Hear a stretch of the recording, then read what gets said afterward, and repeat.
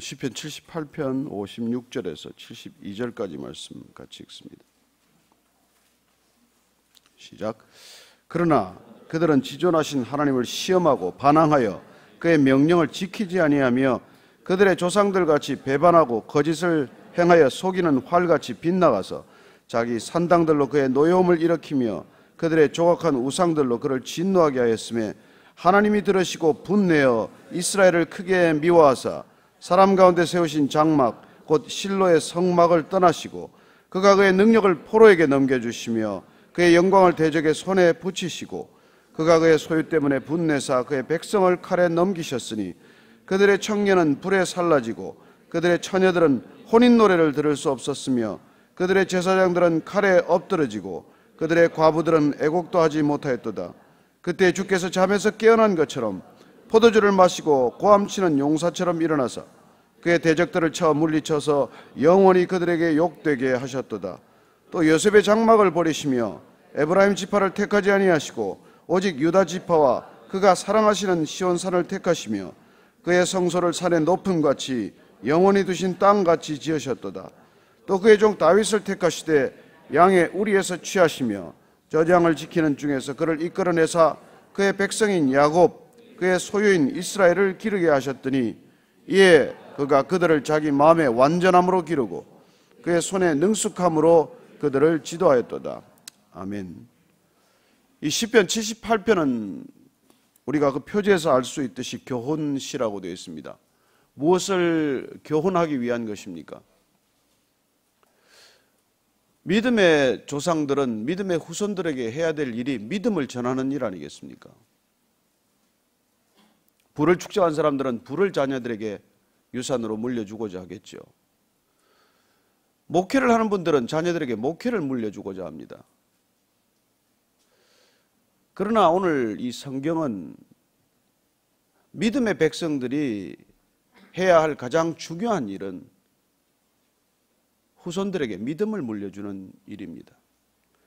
그래서 78편의 앞부분에 보면은 왜 이 시편을 쓰고 있는지, 왜 아삽이 이 시를 마스길로 교훈으로 가르치는지를 기록하고 있습니다. 다시 우리가 한번 앞부분 1절부터 8절까지를 읽어보겠습니다. 시작. 내 백성이여 내 율법을 들으며 내 입의 말에 귀를 기울일지어다.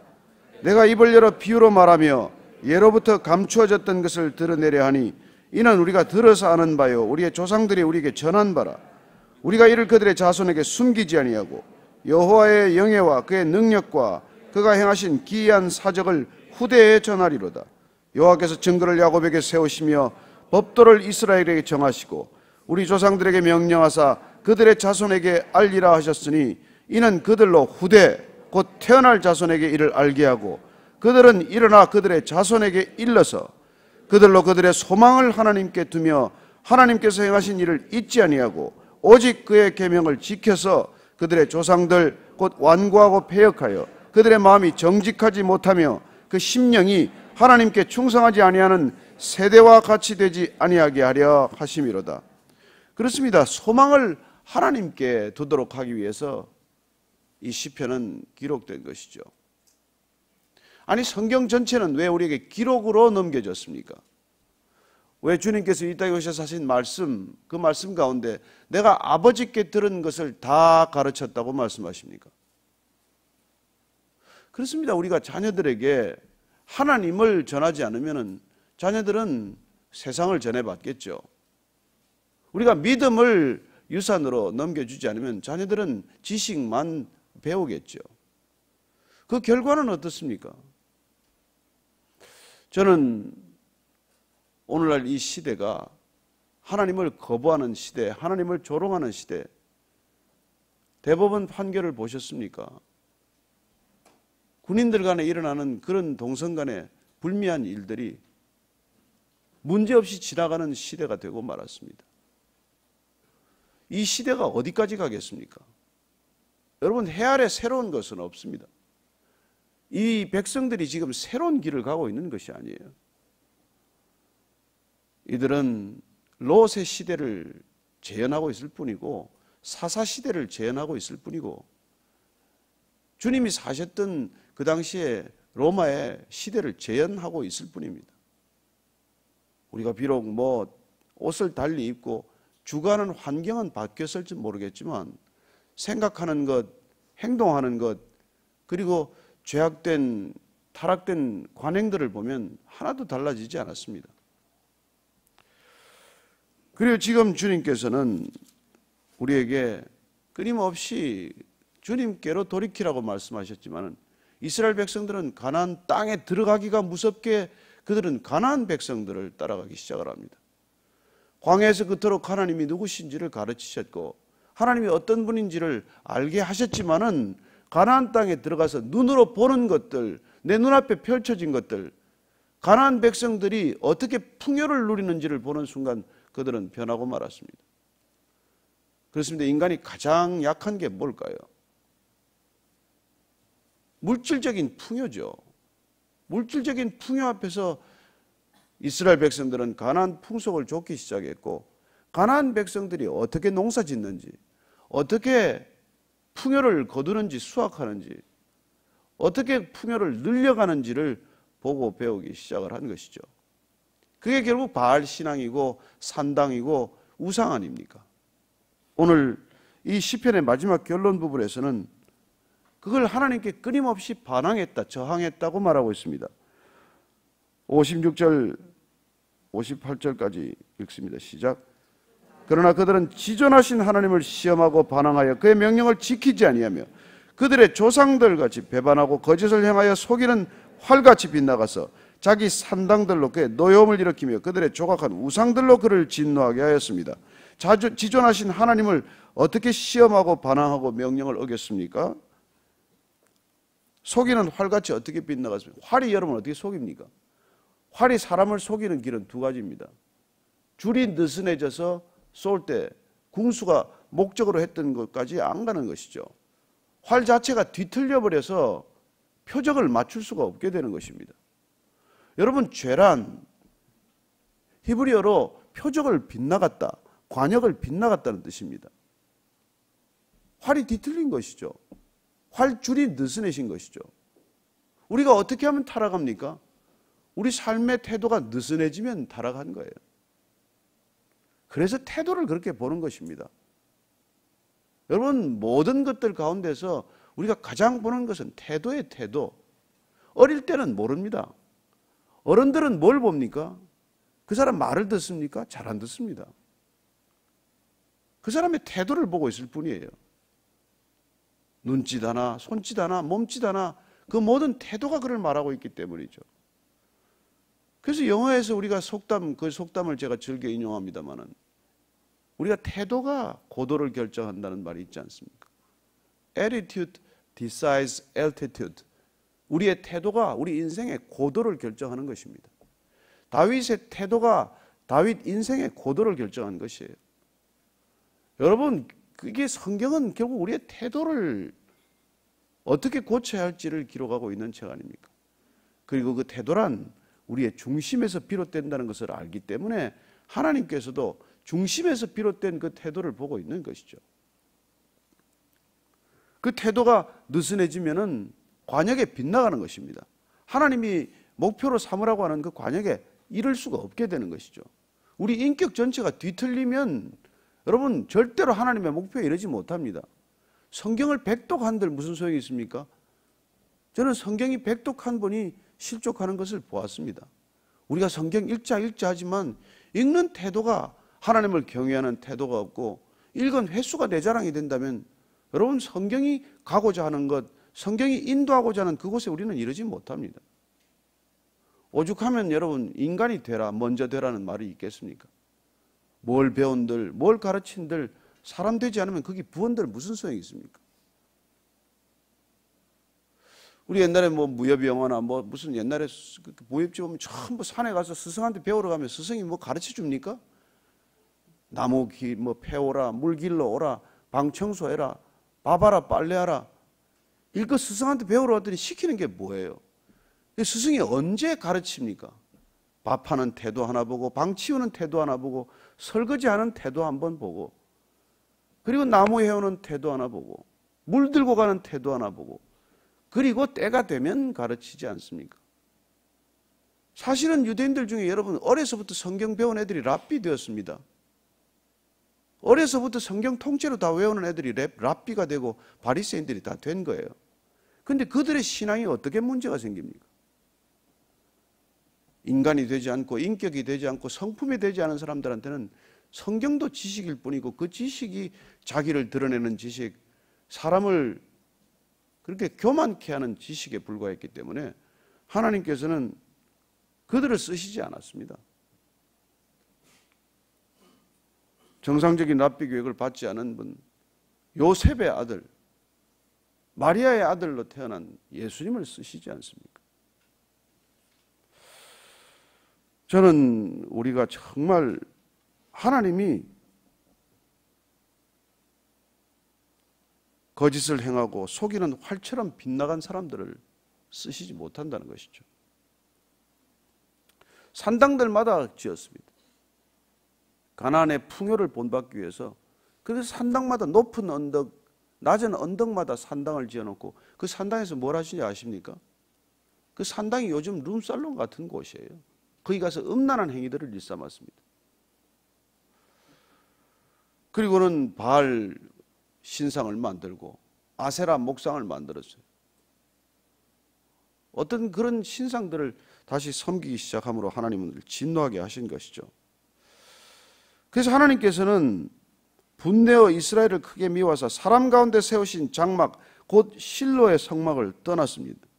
그가 그의 능력을 포로에게 넘겨주시며 그의 영광을 대적의 손에 붙이시고 그가 그의 소유 때문에 분내사 그의 백성을 칼에 넘기셨으니. 여러분 이거 사무엘상 4장 말씀 이게 기억나시죠? 엘리 제사장 때 일 아닙니까? 법궤를 들고 나가면 전쟁은 그냥 이기는 줄로 알았어요. 법궤 그걸 메고 나가지 않습니까? 그래서 어떻게 됩니까? 블레셋과의 전쟁에서 당연히 이길 거라고 생각했던 전쟁에 법궤만 빼앗기고 맙니다. 나중에 그 법궤 때문에 이 블레셋 땅에 재앙이 들기 시작을 해서 그 법궤는 돌아오게 되지만 법궤가 승리를 보장한다. 이 요새 같으면 이게 십자가가 교통사고를 막아준다. 그 맨날 앞에다 달고 다니대요. 그거 달고 딱지 떼는 사람 여러 봤습니다. 그게 딱지를 지켜줍니까? 과속한다고 사고를 지켜줍니까? 근데 그렇게 쓰는 거죠. 이거 가지고 또 배 떼는 사람도 있다면서요. 오늘의 운수. 여러분 그래서 우리가 쓰기 나름이에요. 쓰기 나름. 믿음으로 행하지 않으면 아무 소용없습니다. 믿음으로 행하지 않으면. 그건 다 죄로 가는 것이죠. 그래서 63절 이하를 읽습니다. 결과 어떻게 됩니까? 시작. 그들의 청년은 불에 살라지고 그들의 처녀들은 혼인 노래를 들을 수 없었으며 그들의 제사장들은 칼에 엎드러지고 그들의 과부들은 애곡도 하지 못하였도다. 청년들이 불에 살라지고 처녀들은 혼인 노래를 들을 수 없고 제사장들은 칼에 엎드러져 죽고 과부들은 애곡도 못했다고 합니다. 이런 때를 만난 것이죠. 하나님의 백성 아닙니까? 이스라엘을 어떻게 세운 나라입니까? 하나님께서 세우고 하나님께서 친히 다스리는 그 백성들이 이런 참혹한 결과를 맞았다는 것이죠. 오늘날 교회가 만신창이가 되는 것도 이런 것 아닙니까? 제사장들이 언론의 칼에 엎드러지고 목사들이 언론의 비판에 그냥 피를 흘리고 젊은이들이 무슨 헬조선이라고 외치고 관연한 딸들이 결혼하기를 거부하고 하나님을 떠나고 하나님을 거부한 이 세상이 가는 모습은 그때나 지금이나 다르지 않다는 것이죠. 그러나 우리가 의지할 분, 우리를 살리시는 분, 우리를 다시 일으키시는 분, 그분께서는 주께서 잠에서 깬 것처럼 포도주를 마시고 꽐치는 용사처럼 일어나사 그의 대적들을 쳐 물리쳐서 영원히 그들에게 욕되게 하셨도다. 우리는 이런 하나님을 기대하고 소망하고 그분께 나아가는 것이죠. 그분께서는 이렇게 결정하십니다. 67절 이하입니다. 시작. 또 요셉의 장막을 버리시며 에브라임 지파를 택하지 아니하시고 오직 유다 지파와 그가 사랑하시는 시온산을 택하시며 그의 성소를 산의 높음 같이 영원히 두신 땅 같이 지으셨도다. 유다 지파를 택하셨다는 것입니다. 에브라임 지파를 택하지 아니하고 유다 지파를 택하실 때 그는 주님께서는 그의 종 다윗을 택하시되 양의 우리에서 취하시며 젖양을 지키는 중에서 그를 이끌어내사 그의 백성인 야곱 그의 소유인 이스라엘을 기르게 하셨다고 말합니다. 유다 지파를 택했다라고 말합니다. 다윗을 왕으로 일으키신 것, 사울을 버리고 다윗을 택하신 것. 하나님께서 왜 이런 결정을 하셨습니까? 다윗. 여러분, 다윗이 가장 연약한 아들이기 때문에 택한 거예요. 이세의 마지막 막내 8번째 아들입니다. 어쩌면 키도 작았을 거예요. 사울보다도. 사울은 키가 크지 않았습니까? 보통 사람들보다 머리 하나 컸습니다. 그리고 이세 집안에 가면 첫 아들 엘리압도 키가 컸어요. 사울만큼 키가 컸습니다. 그래서 이게 사무엘이 가서 기름을 부으려고 할 때 첫 번째 아들 엘리압을 보고 기름을 부을 뻔했어요. 그러나 하나님께서는 그가 아니라고 말씀하셨습니다. 7째 아들까지 기름을 붓지 못하고 있을 때 아들이 따로 없느냐? 어디 다른 아들이 없느냐? 말째가 하나 있는데 지금 가서 양떼를 돌보고 있습니다. 그 아들을 불러오라고 해서 그 다윗이 기름 부음을 받게 되는 것이죠. 왜 택했습니까? 가장 하찮은 일을 하고 있었거든요. 다윗이 여러분 하나님 눈에 든 것은 딱 한 가지입니다. 그가 몇 마리 안 되는 양떼를 목숨을 다해 지켰기 때문입니다. 여러분 사무엘을 보면은 다윗이 어떻게 그 양떼를 지켰는지가 알려져 있습니다. 골리앗을 만났을 때 그가 그렇게 부르짖습니다. 사울 왕이 말릴 때 다윗이 그렇게 말합니다. 내가 내 양을 지키기 위하여 곰이 나타나면 곰을 나무 막대기로 쳐 죽였고 사자가 나타나면 사자의 아가리를 찢었다고 나와 있어요. 그 양 몇 마리 안 되는 양을 위해서. 여러분 그 양은 다윗 게 아닙니다. 8번째 아들은 아무 차지가 없어요. 상속이 한 마리도 돌아오지 않습니다. 좀 머리가 빠른 애 같았으면, 계산이 좀 되는 애 같았으면 그 양떼를 위해서 목숨을 걸 이유가 하나도 없어요. 그냥 사자가 나타나면 도망가서 사자가 나타났다고 고함 지르면 되고, 곰이 오면 한 마리 뺏기면 됩니다. 왜 그 몇 마리 안 되는 양을 목숨 걸고 지켜야 합니까? 그는 그 양을 지키기 위해서 어떤 연습을 했습니까? 매일 물맷돌 돌리는 연습을 하고 매일 막대기로 쫓는 연습을 한 것이죠. 그 양을 지키기 위해서 하나님께서는 그 양 지키는 태도를 보신 거예요. 그 양 몇 마리 안 되는 양 지키는 태도를 보시고 이스라엘 백성 전체를 맡기십니다. 여러분 요셉이 감옥에서 사람을 어떻게 돌보는지, 보디발의 집에서 어떻게 그 가정 총무일을 해내는지를 보시고 애굽 전체를 맡기셨습니다. 저와 여러분이 무슨 일이 주어지든 그 일이 아무리 작은 일이라도 하나님의 일인 줄로 믿으시고 목숨을 거시기를 축원합니다. 이게 그리스도인들이에요. 계산해보고 따져보고 이거는 내가 할 일이고 이건 하지 않을 일이 아니고, 무슨 일이 주어지건 이 일에 목숨을 거는 것. 여러분 아무리 작은 일도 목숨 걸어야 그 일이 되는 거예요. 크고 작은 일이 없습니다. 하나님 보시기엔 다 똑같은 일이에요. 우리 눈에 큰 일이고 우리 눈에 작은 일이지 어떻게 여러분 크고 작은 일이 있습니까? 가정주부가 아이 하나 낳아서 기르는 일이 작은 일입니까? 한 나라를 일으키는 일이에요. 그 아이가 나라를 일으킬지 어떻게 합니까? 교수님이 한 아이를 가르치는 건 그 아이가 여러분 이 나라를 다스릴지 어떻게 합니까? 그렇습니다. 그렇게 그 맡은 일에 책임을 다하는 그 태도를 보고 그 성실함을 보고 하나님께서는 다윗을 쓰시는 것이죠. 그래서 72절 이렇게 말합니다. 같이 읽습니다. 시작. 이에 그가 그들을 자기 마음의 완전함으로 기르고 그의 손에 능숙함으로 그들을 지도하였도다. 다윗이 어떻게 했다고요? 마음의 완전함으로 기르고 손에 능숙함으로 그들을 지도하였다고 했습니다. 그들을 이끌었다는 것이죠. 마음의 완전함, 손의 능숙함, 영성과 실력이에요. 그는 바른 영성을 가지고 있었고 탁월한 실력을 가지고 있었다는 것입니다. 아니 뭐 양 몇 마리 치는 그 무슨 목동의 일이 뭐 이게 거기 무슨 영성이 있겠고 거기 무슨 실력이 나타나겠어요? 사람들은 그런 것에서 능력이나 실력, 스펙을 찾지 않습니다. 그가 유학을 갔다 왔습니까? 그가 무슨 대단한 외국어를 합니까? 우리는 그런 걸 스펙으로 그런 걸 보겠지만 하나님께서는 그렇지 않다는 거예요.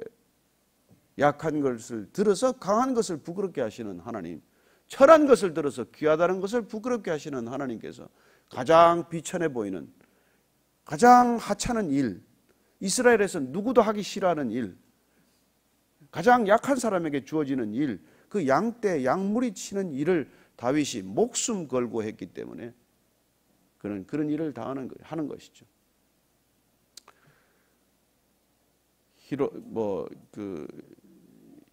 임진왜란을 일으킨 누구죠?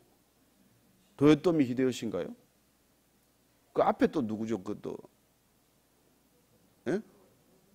아이고 이제 하여튼 주인의 이 신발을 가슴에 품고 덜 따뜻하게 해서 그 신을 이렇게 그렇게 했다고 그러지 않습니까? 누구지 이름은 제가 기억이 안 나지만 대망을 다 읽어봤는데 기억이 하나도 안 나네요. 제 나이를 탓할 수도 없고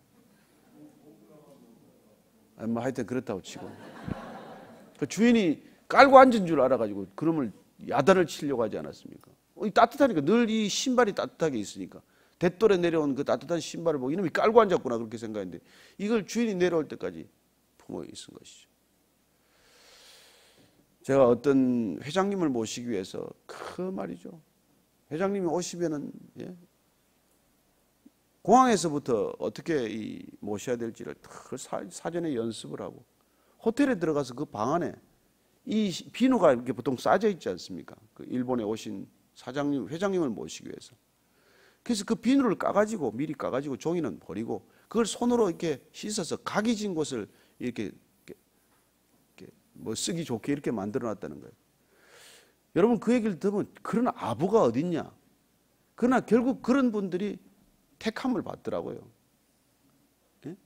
그런 걸 눈여겨본 회장님께서 그걸 가만 두겠습니까? 결국 그분은 제가 뭐 이렇게 일일이 이야기하지 않겠습니다만 한 시대에 어쨌건 쓰임을 받는 자리에 가게 되더라고요. 비누깍 하나 뜯어서 그걸 하는 게 그게 무슨 의미? 그게 뭐 포장해 놓은 대로 그냥 있으면 되는 것이죠. 그러나 와서 그런 것 하나까지를 세심하게 배려하는 걸 보고 그 회장님이 그 사람을 그 직원을 가만두겠습니까?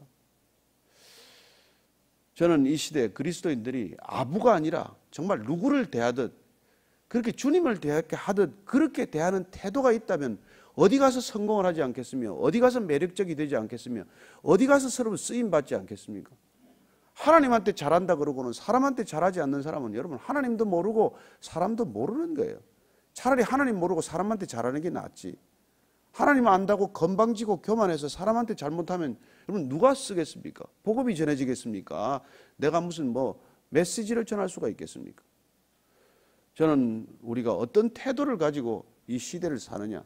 여러분 단 한 가지입니다. 마음의 완전함, 신실함, 충성됨. 이거 하나 있으면 여러분 어디 가도 삽니다. 그런데 이게 또 더더군다나 여기 손에 능숙함, 탁월함이 또 있다는 거예요. 그렇습니다. 이게 다윗은 그 양무리 치는 시간을 하나도 허비하지 않았어요. 돌을 수천 개 던졌어요. 하루에 적어도 나는 3,000개 이상 던졌다고 믿습니다. 그래서 그는 골리앗을 단 한 개의 돌로 정수리를 맞출 수 있는 그런 실력을 갖춘 것이죠. 여러분 하나님이 다윗을 그렇게 봐줘서 돌이 이렇게 던졌더니 이렇게 휙 돌아가서 무슨 그렇게 맞은 겁니까? 아니지 않습니까? 저는 여러분들이 정말 주어진 일에 최선을 다하시고 목숨을 걸고 해야 여러분 달인 소리도 듣는 거 아닙니까? 하다못해 국수를 빼건 무슨 플로리스트가 되어서 꽃을 꽂건 디자인을 해서 무슨 뭘 포스터를 하나 만들건 그 주어진 일에 내 혼을 불어넣지 않으면 세상이 요새 감동합니까? 스토리가 있어야 사람들이 그걸 그래도 기억하지. 그래서 일본 사람들은 여러분 뭘 하나 하더라도 혼을 불어넣어서 장인 정신으로 저렇게까지 갔고 우리는 무슨 일을 하더라도 눈가림으로 하다가 여기 이 모양이 된 거예요. 이번에 무슨 빙상 선수 하나가 한국인들의 마음을 감동을 시켰는데 그런 나이에 그렇게 네덜란드에 유학 가서 그 금메달을 따게 된 배경 스토리를 한번 찾아서 읽어보십시오. 어떻게 그가 그 금메달의 자리에 갔는지. 그리고 금메달을 땄을 때 그 이상화에 대한 태도 이게 지금 우리의 마음을 지금 움직이고 있는 것 아닙니까? 저는 이 그리스도인들이 정말 감동이 있는 삶이 되기를 축복합니다. 다윗은 자기 인생에 감동이 있는 삶을 살았어요. 여러분, 자기 자신이 자기 삶에 감동하지 않고 누구를 감동시킵니까? 내가 내 삶에 감동하는 요소가 없는데 누가 우리의 삶에 감동하겠습니까? 저는 여러분들이 정말 어떤 일을 하든 마음의 완전함으로, 손의 능숙함으로 이 일을 하셔서 시대가 여러분을 택하지 않고 쓰지 않고 가까이 하지 않고는 못 베기는 사람이 되기를 축복합니다. 그러면 복음은 전해지게 되어 있습니다. 아, 저 사람이 믿는 하나님 때문에 저렇게 사는구나. 자기를 위해서도 아니요, 누구를 위해서도 아니요, 믿는 하나님을 위해서 저렇게 목숨 걸고 사는구나. 그거 하나 전해지면 여러분 주님께서 착하고 충성된 종아, 내 할 일 다 했다, 그렇게 말씀하실 줄로 믿으시기 바랍니다. 오늘 얘기할 때 불평불만 다 거두고, 여러분 불평불만은 모든 사람들이 다 하고 있어요. 그것까지 우리가 할 일이 없습니다. 그것까지 우리가 해서 세상에 소리를 증폭시킬 이유가 없어요. 우리는 그냥 무슨 일이 주어지든 어떤 일을 하건 불평, 불만, 볼멘소리 하지 않고 그냥 주님을 대하듯 그렇게 하다 보면 하나님께서 반드시 갚아주실 것입니다. 세상적 계산, 세상적 잔머리 굴리는 거 다 그만두고 그냥 하나님 앞에서 바보처럼 계산하지 않고 살면 하나님께서 다 계산해 주실 줄로 믿으시기 바랍니다. 다윗이 하나도 계산하지 않았더니 하나님이 다 계산해 주셨습니다. 요셉이 하나도 계산하지 않았더니 하나님께서 다 계산해 주셨습니다. 예수님께서 계산 하나 하지 않았더니 주님께서, 하나님께서 영원히 그 앞에 무릎을 꿇게 하지 않습니까? 오늘도 우리가 그런 마음으로 다시 한번 기도의 자리에 나아갈 때, 주님, 제가 무슨 일을 주님께서 허락하셨든, 무슨 일을 주님께 맡기셨든 목숨 걸고 하겠습니다. 죽으면 죽으리라는 각오로 하겠습니다. 그렇게 한번 다짐하는, 결심하는 기도를 올려드리겠습니다. 같이 한번 기도하시겠습니다. 하나님 아버지, 우리에게 주신 일 소명입니다. 우리에게 허락하신 일 사명입니다. 이 일 주님 대충 하지 않게 해주시옵소서. 하는 둥 마는 둥 하지 않게 해주시옵소서. 눈치 보고 하지 않게 해주시옵소서. 사람 시선 보고 하지 않게 해주시옵소서. 사람의 평가나 사람의 평판에 좌우되지 않게 하여 주시옵소서. 오직 주님 앞에 호람되어 주님 앞에 계신 주님 앞에서 이 일 감당하게 해 주옵소서. 로렌스 형제가 설거지를 주님 앞에서 하듯 했기 때문에 그 당시에 가장 위대한 영성이 되었던, 우리에게 맡겨준 가장 작은 일도 가장 진지함으로, 가장 정직함으로, 가장 신실함으로 감당할 수 있는 그리스도인들 되게 하여 주옵소서. 하나님, 이 시대가 이 지경에 이른 것 우리의 믿음의 사람들이 게으른 탓입니다. 이 시대가 이렇게 타락한 것 믿음의 사람들이 정직하지 못한 탓입니다.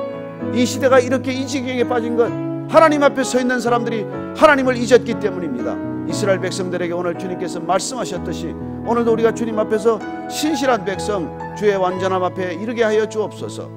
다시 한번 우리가 사랑하는 자녀들을 위해서 기도하십시다. 오늘도 오니까 수많은 젊은이들이 비틀거리고 있습니다. 하나님, 저들의 발걸음 주님을 향한 발걸음 되게 해 주옵소서. 비틀거리는 발걸음 되지 않게 하시고 곧디고든 올고든 걸음 되게 해 주옵소서. 다시 한번 주님 앞에 저들을 놓고 기도하십시다. 하나님 아버지, 이 땅의 젊은이들이 다시 깨어나게 해 주시옵소서. 술에서 깨어나게 하시고, 하나님 탐욕에서 깨어나게 하시고, 하나님 정말 대박 치고 말겠다는 그런 조급함에서 깨어나게 해 주시옵소서. 한 걸음 한 걸음 주를 향한 걸음이 되게 하시고, 한 걸음 한 걸음 신실한 걸음 되게 하셔서 하나님, 청년들이 주 앞에 다시 한번 분연히 일어나게 해 주시옵소서.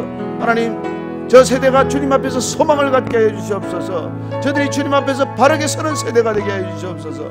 주님, 저들을 우리가 섬기기를 원합니다. 저들이 주 앞에 바로 설 수 있도록 섬기는 자들이 되기를 원합니다. 주님이 행하신 크고 놀라운 일들을 전하게 하여 주시옵소서. 자녀들에게 믿음을 유산으로 남기게 하여 주시옵소서. 그 어떤 것보다도 자녀들을 주님 앞으로 이렇게 세우는데 우리의 소명을 두게 하여 주시옵소서. 내일 우리가 다시 이 교회에서 예배드리지 않고, 물론 또 이 공간에서 성찬 예배를 드리는 공동체도 있습니다만 흩어져 예배를 드리게 됩니다. 하나님, 흩어져 예배드리는 걸음걸음마다 진정한 예배가 되게 하여 주시옵소서. 주일에 교회 공간에서 드리는 대예배와 다르지 않은 더 은혜스러운 예배가 되게 하여 주시옵소서. 우리 무별 예배를 위해서 한번 기도하겠습니다. 하나님 아버지, 흩어진 백성들, 흩어진 곳에서 예배드리는 장소마다 진정한 교회, 이 시대가 진정 필요로 하는 교회가 탄생하게 하여 주시옵소서. 하나님, 형식적인 예배가 되지 않게 하시고, 마지못해 드리는 예배가 되지 않게 하시고, 기쁨으로 달려가 드리는 예배가 되게 해 주시옵소서. 주님이 기뻐 받으시는 예배가 되게 해 주시옵소서. 사람을 기쁘게 하는 예배, 사람이 알아주는 예배가 아니라 오직 주님 한 분 알아주는 예배, 주님 한 분 받으시는 예배가 되게 해 주시옵소서. 하나님, 땅끝까지 이르는 증인된 발걸음 될 수 있는 그런 연습이 되게 하시고, 흩어지는 연습이 되게 하시고, 하나님 주 앞에 달려가는 신실함이 되게 하여 주옵소서. 살아계신 하나님 아버지, 주님께서 에브라임 지파를 택하지 아니고 다윗 지파를 택하셔서 사울을 내리고 다윗을 왕으로 세우신 뜻을 분별하게 하여 주시옵소서. 하나님, 능력이 있고 탁월하고 스펙이 좋고 커리어가 좋아서 된 것이 아니라 주님 앞에 오직 신실함으로 사람들에게 눈치 보지 않고 주님 앞에서 혼신을 다했던 다윗을 쓰셨던 것처럼 우리도 이 시대 사람들을 바라보지 않고 주님 앞에서 일하는 것처럼 일하게 하시고, 주님 앞에서 말하는 것처럼 말하게 하시고, 주님 앞에서 행동하는 것처럼 행하게 하여 주옵소서. 사랑하는 자녀들이 주님 앞에 분연히 일어설 수 있도록 주님께서 저희들에게 베풀어 주신 이 믿음, 이 은혜를 자녀들에게 전하는 부모가 되게 하여 주옵소서. 무별로 흩어지는 예배마다 주님 참 예배, 진정한 예배로 드려지게 하시고 오직 주님이 기쁘게 받으시는 예배가 되게 하여 주옵소서. 이제는 우리 구주 예수 그리스도의 은혜와 아버지의 사랑과 성령의 인도하심이 오늘 다윗을 택하신 주님 앞에서 우리도 그렇게 살겠습니다. 그런 태도가 되겠습니다. 결단한 이 자리에 고개 숙인 모든 신실한 온전한 마음의 사람, 능숙한 손의 사람들 위해 지금부터 영원까지 함께 하시기를 간절히 축원하옵나이다.